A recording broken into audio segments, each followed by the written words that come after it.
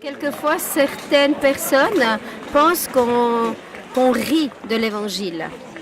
Et en fait, voilà, on accepte aussi ces critiques-là, on ne fait pas n'importe quoi avec la parole de Dieu. Au fond, même le théâtre le plus classique est un décalage par rapport à la vie de tous les jours. Tout le monde voit bien et on en rit souvent ou on en pleure, au fond, de se reconnaître dans toute la geste humaine, dans tout ce qui se passe. On rit beaucoup du malheur des autres et en même temps on s'aperçoit, sur scène, et en même temps, on s'aperçoit que les comédiens, les auteurs, enfin tous les gens de théâtre décrivent très bien notre vie, mais de manière décalée. Et donc, ça rejoint vraiment aussi la manière dont les évangiles, par exemple, sont écrits. Ce sont des textes soi-disant d'il y a très longtemps, mais qui mettent le doigt exactement sur notre aujourd'hui, notre quotidien, nos grandeurs et nos petitesses. Et donc le théâtre et l'évangile vraiment font bon ménage. Mais je sais bien qu'il est mort. Je te rappelle que j'étais avec vous et que j'ai tout vu moi aussi. Mais ça fait même 2 nuits que je fais des cauchemars moi aussi. Notre démarche de base, c'est simplement l'évangile. Et puis c'est de lire entre les lignes. Voilà, il y a dans la Bible, il s'est expliqué comment les choses se sont passées.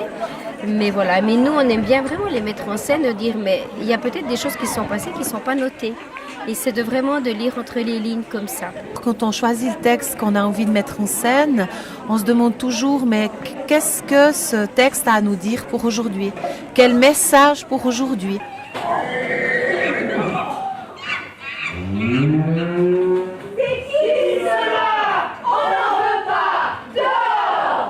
Le burlesque, c'est un art qui est décalé, qui présente les plus grandes profondeurs humaines de manière extravagante, de manière très extravertie. Décalé, ça veut dire que on ne va pas les aborder nécessairement de front, mais bien par des détours. Un de ces détours, évidemment, c'est l'humour qui fait partie du burlesque.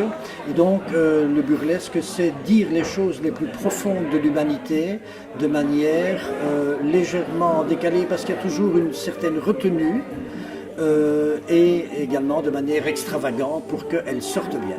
En fait, ce qui est magnifique dans le message religieux burlesque, c'est que déjà, il s'adresse à tous les âges.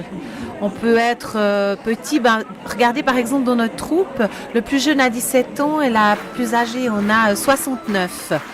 Donc c'est un message en passant par l'humour qui touche les cœurs, qui touche les émotions, qui permet l'intériorité. Exactement. Avec l'humour, puis nous-mêmes, il faut avoir la dérision de soi-même, ne pas avoir peur du ridicule.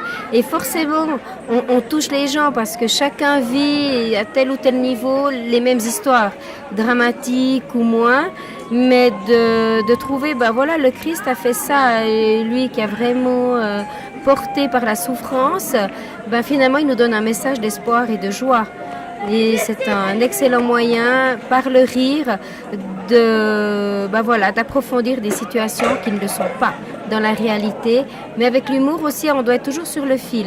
On n'est pas dans la critique et pas dans la dérision. Où chacun, à partir du moment qu'il a choisi un rôle, le vit en tant que témoin. C'est-à-dire qu'il apporte sa couleur, il lui donne une dimension qui lui est propre et il apporte un message. C'est vraiment un acte de foi qu'il fait.